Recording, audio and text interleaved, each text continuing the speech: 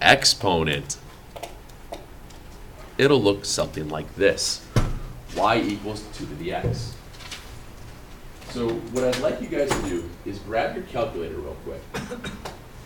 And I'd like you to put in your calculator y equals 2 to the x, y equals 3 to the x, y equals 5 to the x.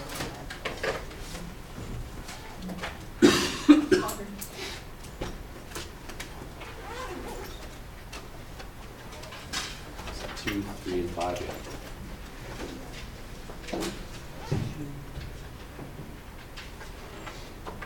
And I just want to kind of look at these and kind of see if we can pick out a couple of parts that always happen with these types of graphs, with these types of functions. Oh, excuse me. And what's nice now that you guys have these color screens is that each graph is going to give a different color, so it'll be really easy to see.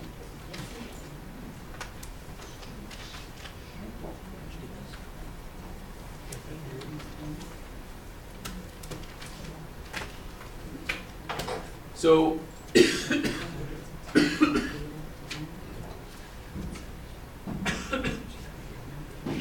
don't you start. Oh, you guys knew to use the up button to get to the X one, right? I didn't even think to say that.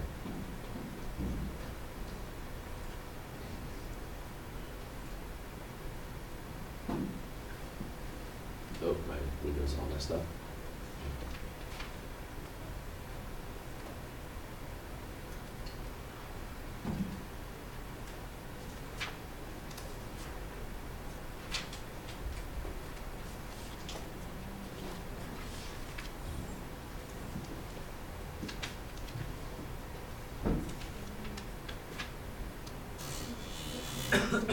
What's happening with all three of those graphs?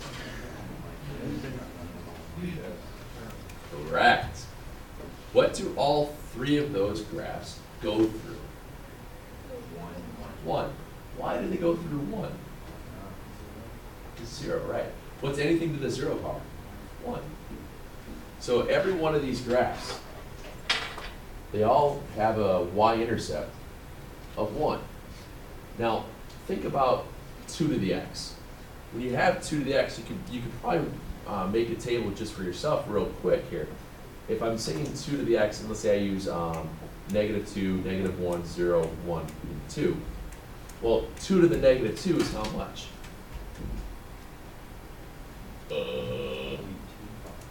It's a fourth. Because when you have negative exponents that are not happy, remember that old rule thing? Boy, that doesn't go away. And then what would be 2 to the -1? There's your inverse. There's your 1, 2, 2 squared.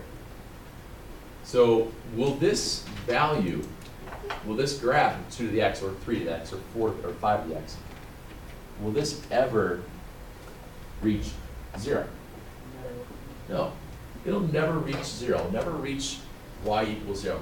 It never get there. So if it never gets there, what will it have there? A what?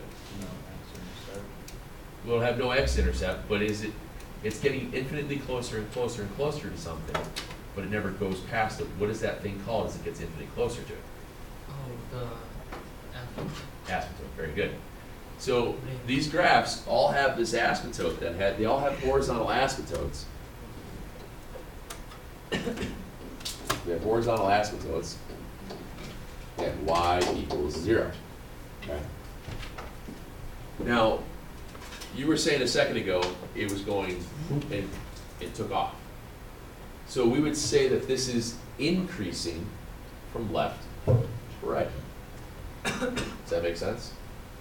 It's increasing from left to right. It's a very visual way of thinking about it. Excuse me.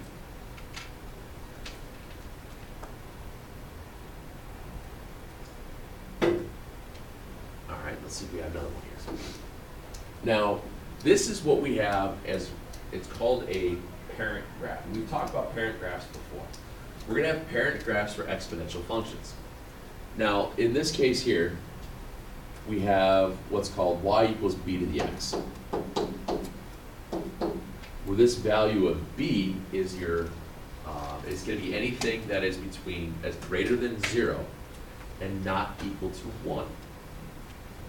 Because if it's equal to 1, what is the graph gonna look like?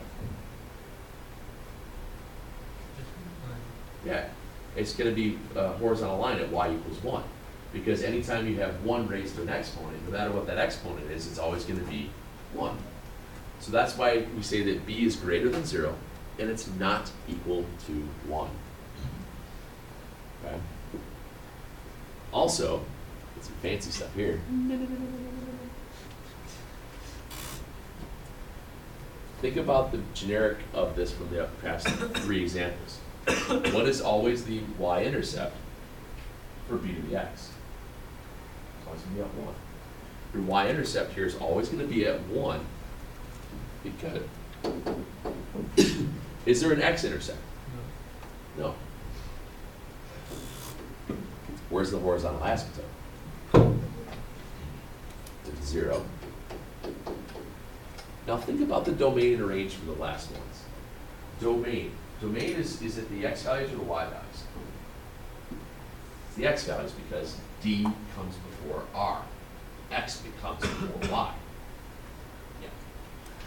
So when you think, that's how we always remember domain and range. Corresponds to the x and y. Now think about that graph.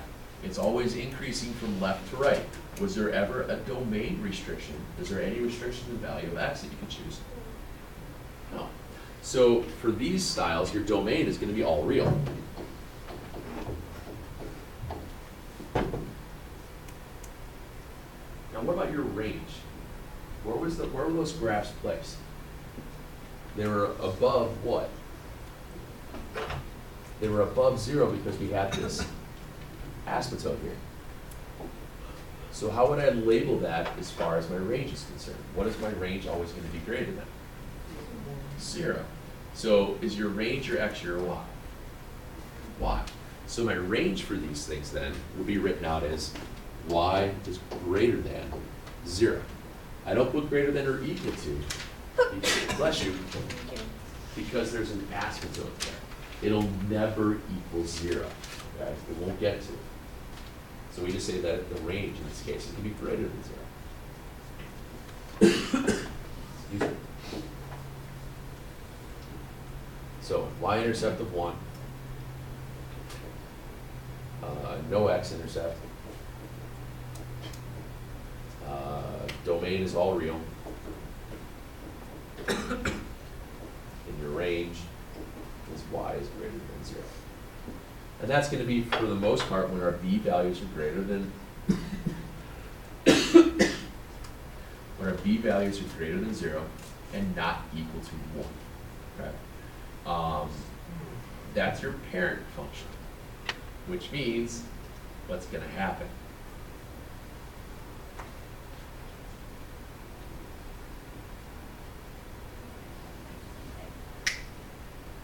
I was going to say we could put the clutch in, but I don't know if you guys would understand that. Do you know what you use a clutch for? For shifting. For shifting. Have any of you ever used the clutch before? Yes. Okay. I like driving. You like riding the clutch? What does that mean? Right, if you're riding the clutch, it's bad. You're going to burn the plate up, and you're just balancing between. I Your, thought that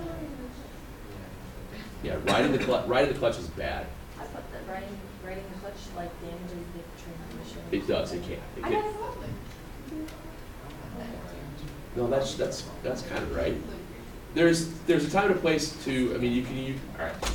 If you get good at driving with a stick shift with a clutch, it's very easy to use the clutch and the brake, clutch and the gas to maintain your spot instead of a brake. If you're on an incline, instead of putting your foot on the brake, You can balance by keeping pressure on the clutch and the gas, and you just kind of feather it back and forth. Sometimes you'll see cars that move back and forth like that at a stoplight if they're a little bit inclined. It's probably because they're messing around with their clutch. It's not the greatest thing for a clutch because you can burn it out, but for short parts, it's not a big deal. It's the same thing on a motorcycle. There's a clutch on a motorcycle. Motorcycles aren't automatics. I think they are starting to make them, but that just sounds dumb. Well, scooters are automatic, but did you seriously look it up? Huh. What were the other options? Anyway, so does that look familiar? A times b to the x minus h plus k.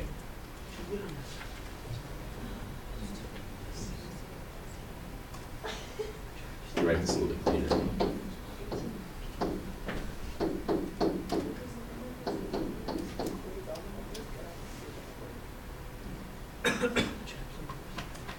What I try to do with this here, guys, is to distinguish between the A and the B. And I always, when I write this out, when I typed this up, I forgot to put a space with a dot in the middle. That way, you're going to see this A value. This A value is a scalar, just like it has been always. It's a multiplier. It'll help if I put a 3 out in front of this. It just means that it's going to increase faster. Okay? If this is a 1/3, it won't increase as fast, it'll slow the curve down. If I make this a negative, instead of going up and to the right, I'm going to flip it and go down and to the right, because it becomes negative value. Okay? There's ways of doing this from their scaling, just like you could with slopes. Slopes, that m value, mx plus b, that's a scalar. Your slope is a scalar. Positive slope, up and to the right. Negative slope, down and to the right. Same idea. This A value always helps you tell the direction of where something's going. Tells you how fast something's increasing or decreasing, just like it has been for all the other things you use AH and K for. H, what do you think the H is going to do? Which way do you think it's going to move it? Left and right, horizontally. The H value, so let's see here, A is a scalar. Yeah, I've described scalars before, right? You understand what the term scalar is now? We're okay with that? H is your horizontal shift.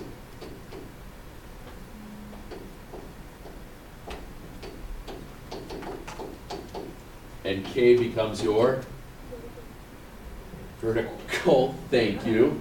It's your vertical. No, but you're always going to remember it. You will always remember that from that stupid thing that I do. One of them. Okay. So this H and K allows you to figure out your horizontal and your vertical shift. Now, think about where your asymptote was here. Your asymptote here was at 0. If I move it up and down, I'm moving that up and down K, right? Go back to your calculator real quick and put in 2 to the x, and then add in a plus 4.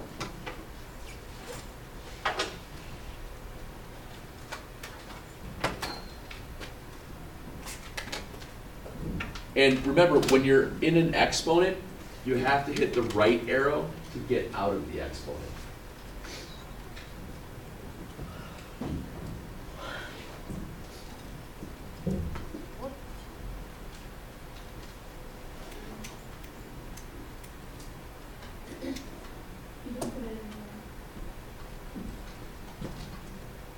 Oh, there you go. There, yeah, exactly.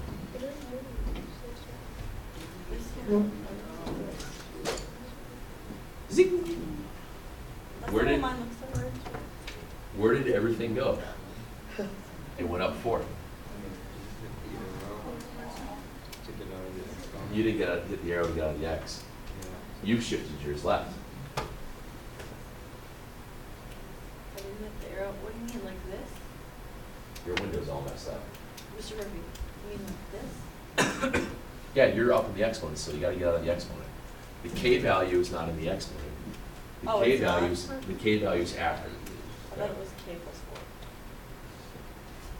So what that does is it just moves it up. So I'm not a betting man, but I would wager something here that we could probably figure out the k value is gonna stand for what?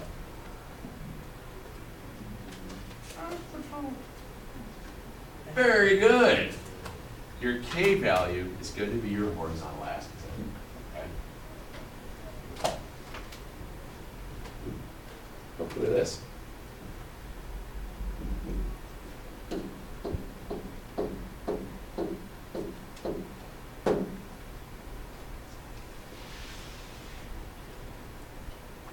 Y equals k is your horizontal asymptote. Here, there was, when we first did this, there was no value of k. So it was at 0. When we start writing things out, it's going to move it up or down. And that's where we get our horizontal asymptote. Excuse me. Yes, sir. Wait, how do you know? I don't get how you got y equals k. How does horizontal asymptote move? How does it move? How can it move? Because we tacked it on. What I want you to think of is, this is the graph of y equals 2 to the x plus 4. All we did is we took the parent graph, oops, where your original asymptote was at 0, and we just moved it up 4. So what we're going to do is we're going to take these points, these easy points to work with, 0, 1, 1, 2, 2 and 4, half. Each of these points then just get shifted up 4. That's all it is. And we redraw it. Okay, we're using parent graphs, AB to the x, and then we're going to shift them the h and the k, just like we have in the past. That's all. And just like we had, what was the other one that had the k value of the asymptote? That was the radicals. Remember that? When we had square root stuff? The same idea. Okay. All right. Let's try another one. Oh, let me give you a couple pieces of graph here.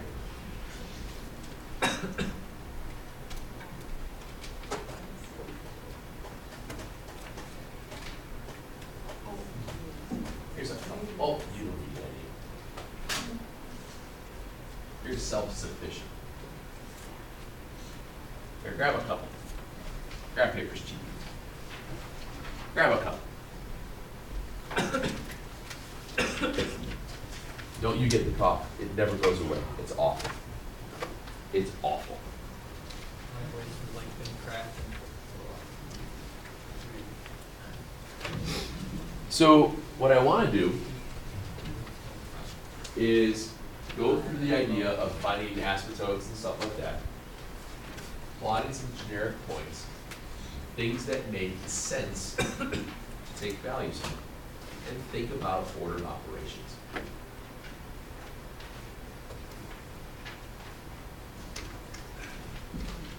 So if I have if I have it as y equals 1/2 times 3 to the x, did you guys see how they're splitting out the a and the b? They always put the dot there. A lot of times you'll see that, a lot of times you'll see it in parentheses. It's not something that you'll have to try to figure out. It's not to say that if you see y equals 4 to the x, that's really 2 times 2 to the x. Those are two completely different problems, okay? It will designate specifically where there is something. If there isn't anything in front of the 3 to the x or 2 to the x, whatever, what's your a value going to be? 1. It'll be 1, okay? Just so you see, it's very specific. So what's a in this case? It's a half. Do we have a horizontal shift? Do we have a vertical shift? No, so those are both at zeros and zeros. So when I go to plot this, I know that I would pick very easy numbers to work with. Knowing that we have an asymptote at 0, will there be a vertical asymptote for these? No. There's no vertical asymptote for exponential growth or decay because they're always increasing. They're always increasing to the right, increasing to the top, or when we flip them, they'll revert themselves around. Remember, pick easy numbers. Watch what's happening around the y-axis.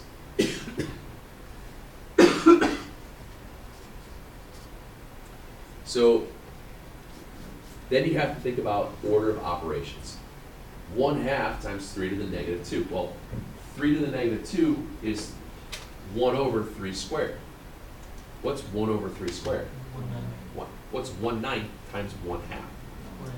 Good. So this becomes 1/2 times 1/9. You get 1/18. The next one you get 1/2 times 1/3, which is 1/6. Now you get 1/2 times 1, which is 1/2. Which means, what do you think is going to happen then with your value of A? What is that going to show you? Your A value is going to be your y-intercept. Okay? Your A value is your y-intercept when you are in your y equals a b to the x. The y-intercept is always 1. It is. If it's 1, because at 0, b to the 0 is always 1. What's 1 times a? A. So no matter what, when your parent function, I'm looking at this as being a parent function, a b to the x, that value of a will always be your y-intercept. Because order of operations say, when I go b to the 0, it becomes 1. 1 times anything is itself. Okay? So that's how we get that. And then you just go on from there. We get 1/2 times 3, and 1/2 times 9. 3 halves and 9 halves. So basically, as you start to go through this, yeah, you're kind of fudging your graph a little bit. You know, we're about here, it's half, 1.5. 9 halves is what, 4.5? And there you go. And away we go. Up and away.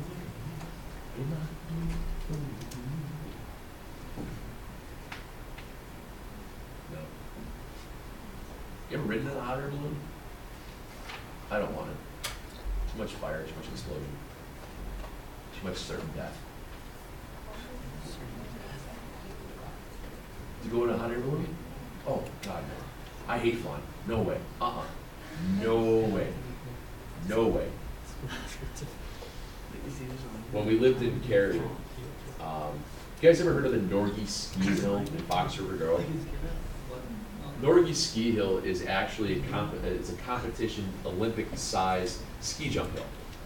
And during the summer times and whatnot, fall or whatever, they actually do a lot of, it's a pretty open area there, they do a lot of balloon launches. They'll take the hot air balloons up and then they just drift westward with the wind, usually, the low-level winds.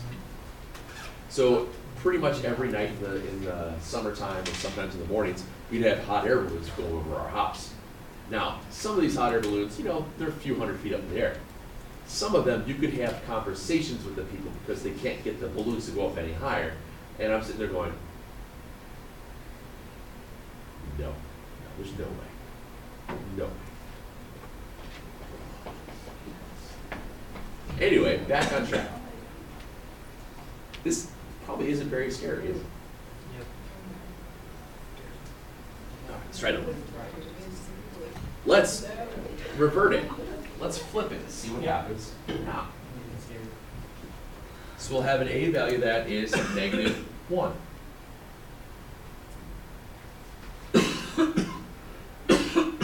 Excuse me, I'm sorry. Cough has gotten worse. I'm really sorry, guys. I'm really trying. Mine too. Apparently, yes. I think you got me sick. Yes, because you and I hang out so much.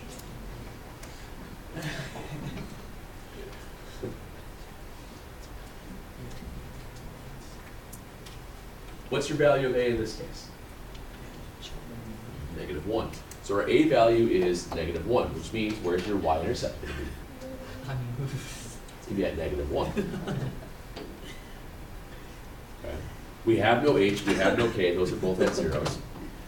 Which means that I'm going to have a horizontal asymptote at y equals 0.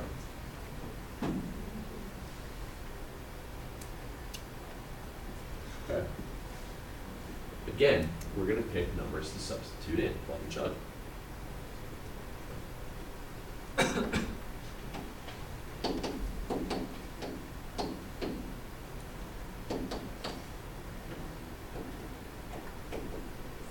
Now, when you have a fraction to a negative exponent, what do you do to that fraction?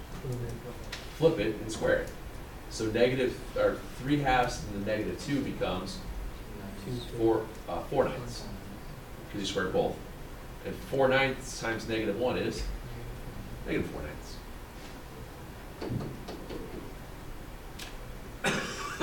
-1 times 2/3 is -2/3.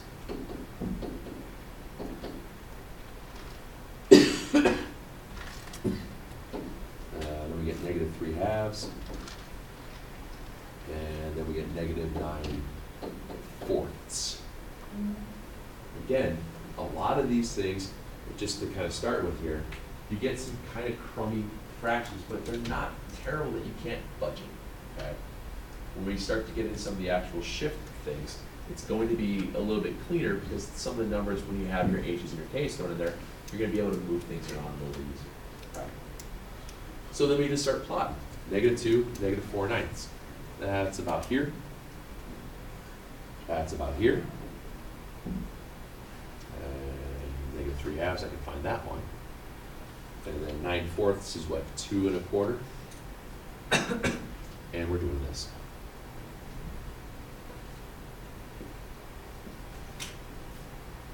Okay. Now, that's just your exponential growth model flipped because the a value was negative. That's all. Okay? Not so bad. All right, let's throw one in with everything on it and see what happens. And that's the next one. Yeah. Oh, yeah.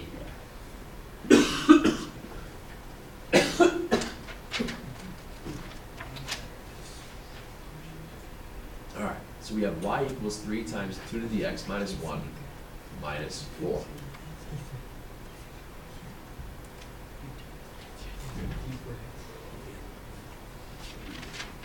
This is one that we're going to do in 2 parts. We're going to do this via a parent graph and then the shifted graph. Okay? It's always, always, always easier to do it this way because when we start graphing these things later on, you won't get the calculator. So sorry. So my parent graph for this would be what?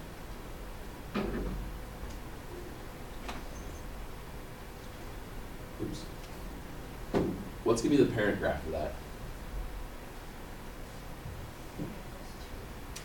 3 times 2 to the Yeah. Your parent graphs are always the same graphs, but without the h and k. So it's going to be y equals 3 times 2 to the x.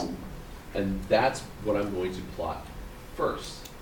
Because we have an a value, well, our full-on function thing will have an a value of 3, an h value of, it's x minus 1. So what's my h value? 1. And then it's minus 4, so k is -4. Remember the rules for that. Remember your rules. The generic forms, we have y equals a times b to the x minus h plus. Okay. So we start with our 3 times 2 to the x. We pick our points.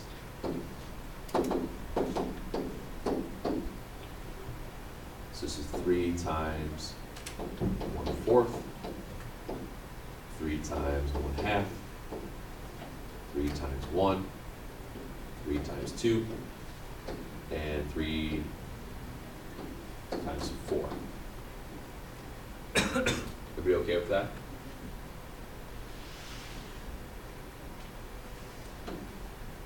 So 3/4, 3/2, 3, 6, 12.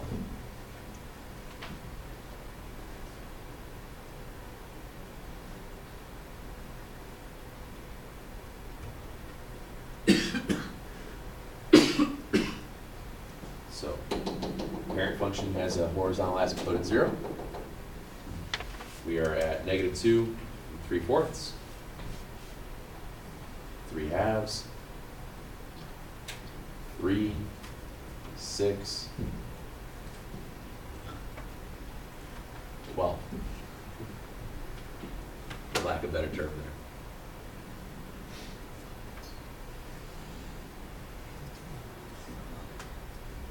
So now, when I have a parent graph, do I make that with a solid or a dotted line to connect it? Dotted, yeah, just like we've done before.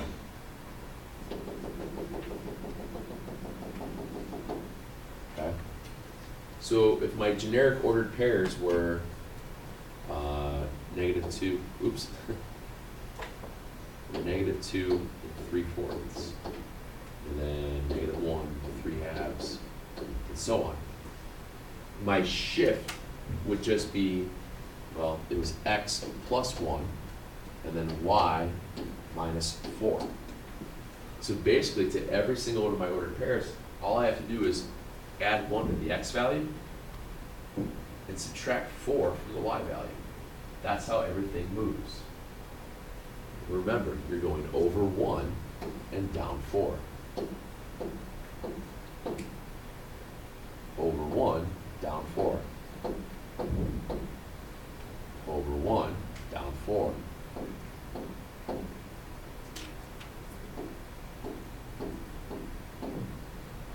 And then the other one's at 12, so if I go over 1, I'm at 3, down 4 would be 11, 10, 9, 8. And then my new asymptote and there you go. It is the easiest way to do these instead of trying to plot points right off what do you call it, the actual shifted graph. There is no reason to ever try and do all that work. It's so much easier. Always go parent and then shift. Parent and shift. Parent and shift. Shall you take a couple to try? I think I only have, I had, what was it, this one, so, we ran out of time to get to the other one, okay, it's nuts.